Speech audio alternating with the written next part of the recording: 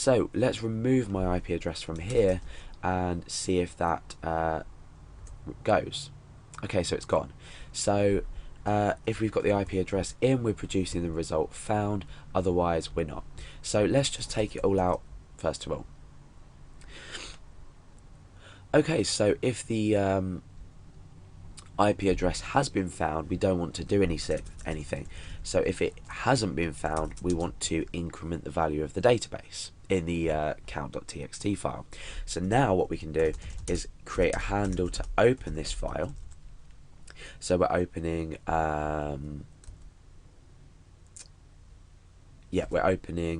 we'll create a variable called file name,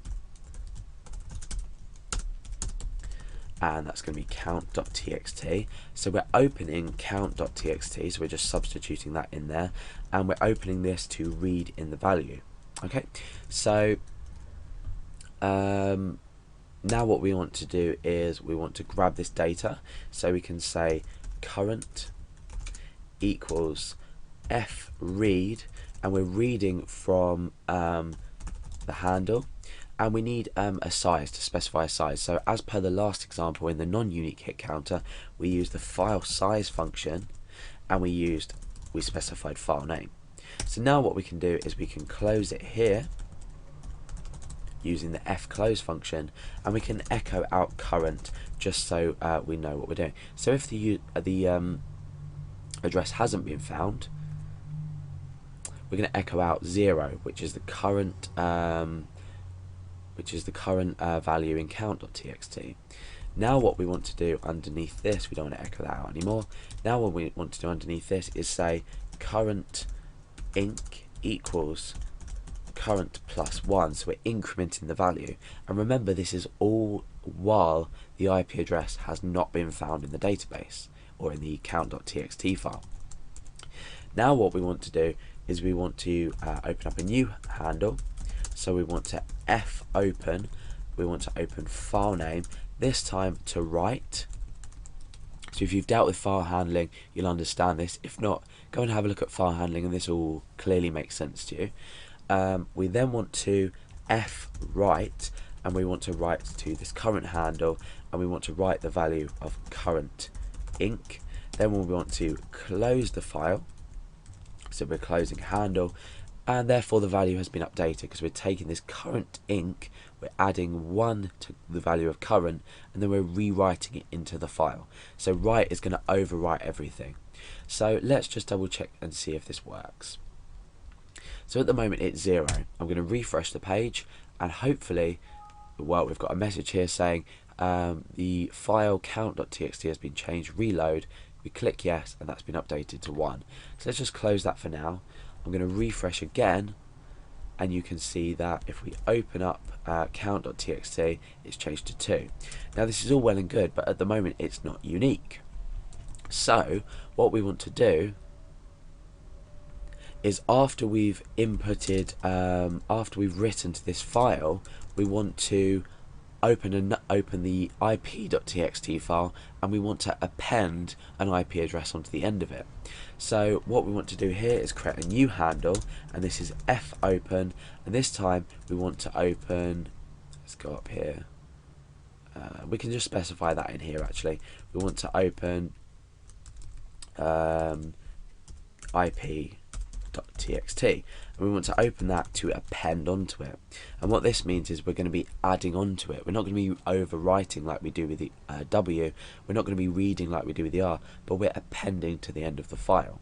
Now what we can do is we can say fwrite, and we're writing to handle, and we want to write the current IP address of the user, which is IP address here.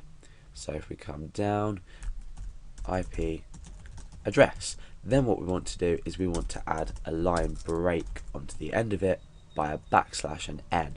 You've noticed I've used double quotation marks.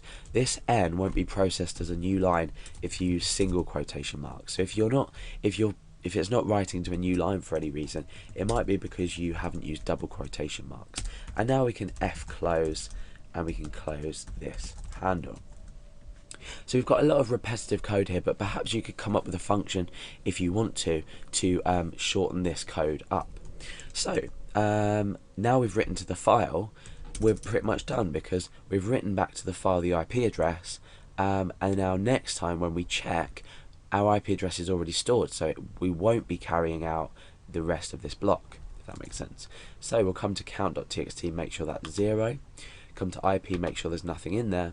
Now if I was to refresh, okay, we're obviously not getting any output.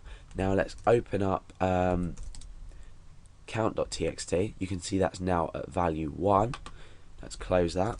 Let's open up ip.txt, and you can see that my IP address is written in there.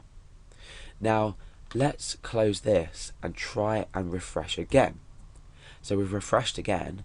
Now normally without the with a non-unique hit counter, this value would have incremented here, but because we've done this loop here, the IP address should have already been detected. Found will be set to true, and therefore this block here will not be run. Sorry, this block here will not be run. So we're not going to be updating this, and we're not going to be adding the IP to the file. So let's open up count.txt. This is still at value 1 because we've already recognized that our IP address has visited this website. If we open up ip.txt, the IP address is still there, nothing's been added because this has been detected, therefore our value has not been updated. So this is a really simple way to create a unique hit counter. The code has been reused to some extent here, so you could perhaps come up with a function that would allow you to combine these and write particular data to them. But for now I'm not going to be doing that because this video is just about creating the hit counter. It's totally up to you to tidy up the code from what you've learned with dealing with functions and arguments, but for now this is the short and sharp unique hit counter.